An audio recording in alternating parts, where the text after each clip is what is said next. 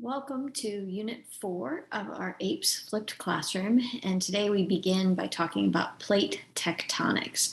And this is the study of the movement of the plates of the Earth and how they shape our surface, and obviously that's going to have an impact on the environment. So we're going to talk about three different kinds of boundaries: convergent, divergent, and transform boundaries. And we're going to talk about being able to predict the location of volcanoes and island arcs, where earthquakes might take place, and what earthquakes are. So before we can jump into any of that, we really need to take a step back and talk about the structure of the Earth. And so we know that at the center of the Earth, there's this dense mass of solid nickel, iron, and radioactive elements, and the decay of those radioactive elements and the intense amount of pressure under which the nickel and iron are releases huge amounts of heat. And that huge release of heat keeps the next layer of the Earth, the mantle, liquid. So this is a liquid layer of magma. Magma is molten rock, and this layer of magma surrounds the core, and it's kept liquid by the heat that the core is giving off.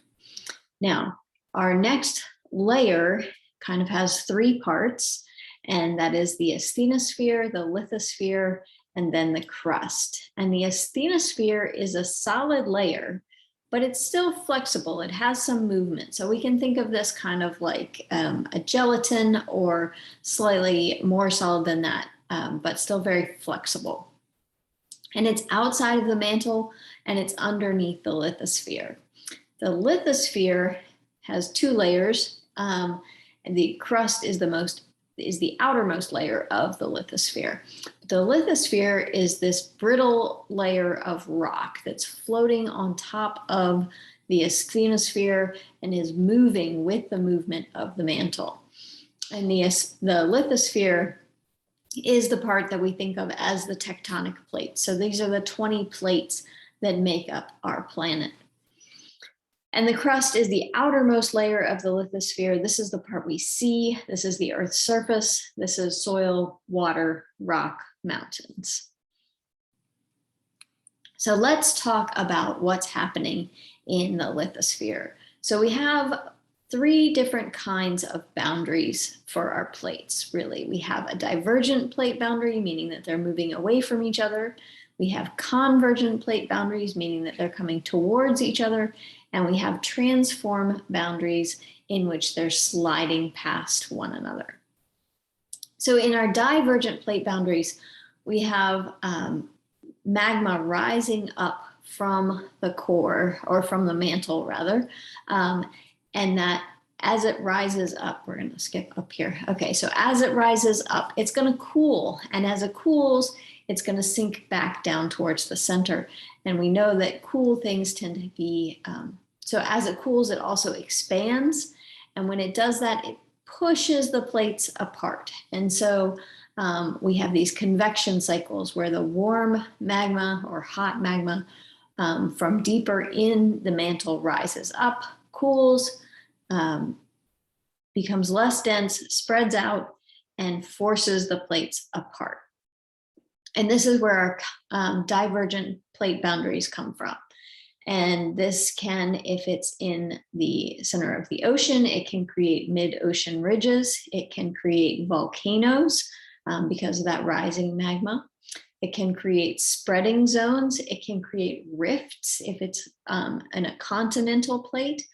So we talk about rift valleys on continental plates, or it can create what we call seafloor spreading, because as this magma rises and pushes the plates apart, you have magma rising to the surface, and that's going to cool and solidify into new rock. So we have new lithosphere. Now, that spreading magma also forces the oceanic plate into the continental plates, and that creates a subduction zone. And we're going to talk about those when we talk about convergent plates. So let's jump back just a little bit. So this divergent plate boundary, our plates are moving away from each other. We have the rising magma that rises, cools, spreads, and pushes the plates apart. And that forms mid-ocean ridges volcanoes, seafloor spreading, and rift valleys. Now, when we talk about convergent plate boundaries, we have convergent plate boundaries are frequently caused by those divergent plate boundaries, because as those plates are pushing apart, there's only limited space on the planet. And so as they're pushing apart, they're going to be bumping into something on the other side. So a convergent plate boundary is where the plates are moving towards each other. And in some circumstances, convergent plate boundaries lead to subduction, which is where one plate is being forced under another. Convergent plate boundaries form mountains. If they involve subduction, they can also form island arcs. All plate boundaries kind of can be responsible for earthquakes. And again, if we have subduction, they are also associated with volcanoes. So let's just go ahead and jump in and talk about the convergent boundary. So not all convergent boundaries include subduction zones, but let's talk about the two that are. So if we have two oceanic plates tend to be more dense, in large part because they're older than continental plates. And so when you have two oceanic plates come together, the older one is going to be more dense, so it's going to dive underneath the newer one. And when that happens, the magma from deep under the lithosphere is going to rise up to that surface, and we're going to have mid-ocean volcanoes, and that's going to create those island arcs, because as the plates are moving, those hot spots are moving with the plates, and that's going to create an arc, just like we think of the state of Hawaii, and it's an arc of islands. We also see an arc of islands associated with Japan. There are a number of island arcs in the Pacific Ocean that are all associated with these oceanic convergent boundaries that cause the subduction zones. They can also cause offshore trenches, because where the one plate dives under the other can actually create a low area. So if we have an oceanic and continental convergent boundary, the continental crust is usually much less dense than the oceanic plate. And so again, the oceanic plate is going to be pushed underneath the continental plate. The pressure of that being pushed under heats the plate and creates openings. The plate begins to melt and forces magma up to the surface of the lithosphere. And so where we have these convergent boundaries between oceanic and continental, we get our coastal mountain ranges like the Andes or the Sierra Nevadas. If this is happening, we can also get volcanoes and the earthquakes that can result when the crust kind of snaps quickly underneath can also lead to tsunamis. Now, when we have two continental plates, their densities are so similar to one another that they don't really subduct. And so instead, what happens is when the two plates crash into each other, they create a lot of folding, they create a lot of fault lines, and it forces that surface crust upward. So we get mountain ranges, but they are not volcanic mountain ranges, because we are not getting that subduction that causes the melting and causes the magma to rise to the surface. And so when continental and continental come together, they just push up and form mountain ranges. And our third type of boundary is a transform boundary or a transform fault boundary. And when we have a transform boundary, instead of having two plates come together or two plates push apart, we have two plates that are sliding past one another. So it's like this. And when they are trying to slide past one another, you guys have ever tried to slide two rocks past each other, you know that they don't have smooth edges. And so the crust tends to catch, and so it's stuck. And those rough edges of the plate get stuck on each other. But that pressure that's caused by those convection currents is still pushing really, really hard. And so that pressure is going to build as the plates keep trying to slide, but the edges stay stuck. And when it finally builds to a point that it snaps free, the plates suddenly release, they slide past each other, and they release a huge amount of energy, and that energy shakes the lithosphere. And that is an earthquake. The epicenter of it is the place where they finally break free, and our shock waves travel outward from the focus. The epicenter is at the surface. The focus is usually down inside the mantle.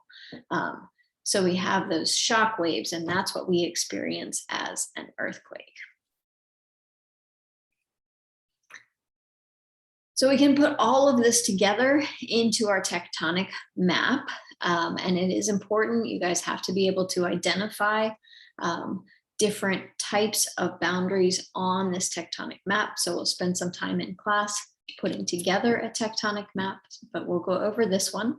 So you can see here we have convergent boundaries, and despite the fact that I know there's water up here, this is still considered a convergent boundary between a continental plate and an oceanic plate. And so this is a subduction zone all along the Pacific coast, along the Japanese arc, or the arc of the Japanese islands, along the Philippines, and through Indonesia and up India. We have convergent plates that are oceanic and continental. And so we have a subduction zone where an oceanic plate is going underneath a continental plate. So we have that subduction, we have the melting of the oceanic plate and the magma rising up. And so we get that volcanic formation.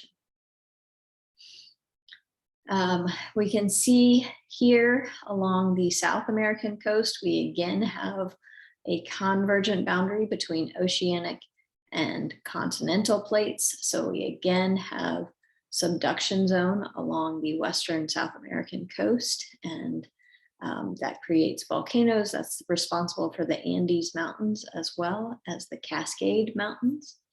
But you can see that here through California and up into Alaska, we have, rather than a convergent boundary, we have a transform boundary. This is one of the most famous transform boundaries in all the world because this is the San Andreas Fault. And we're all familiar with that one. It is responsible for the earthquakes that are very common in California. And that's because of the pressure between those two plates, the continental and the oceanic plate. Now you'll notice that here, the only continental convergent boundary that you need to know is the one here and here. And you might recognize that the one here is the one that is responsible for the existence of the Himalayas. And so again, that's the creation of a non-volcanic mountain range because of a continental convergent boundary. We do need to know that there is a divergent boundary that runs all the way down through the center of the Atlantic, as well as a divergent boundary that runs between Northern Africa and Southern Europe. So we see the pattern of the volcanoes all around the Pacific plate, and we see these offshore island arcs. Our transform boundaries are likely locations of earthquakes. And you can see this transform boundary that runs through the the Caribbean. And this is the one that's responsible for the earthquakes in Haiti. And then we also have areas where we have hot magma rising up through the lithosphere. And that's where we get our mid-ocean islands like Hawaii and Iceland. The Hawaiian one is actually a divergent plate boundary. I'm sorry, the Icelandic one is a divergent plate boundary. So your FRQ for this evening is to explain how subduction leads to volcanic activity. As always, I look forward to seeing you guys in class tomorrow, and let me know if you have any questions.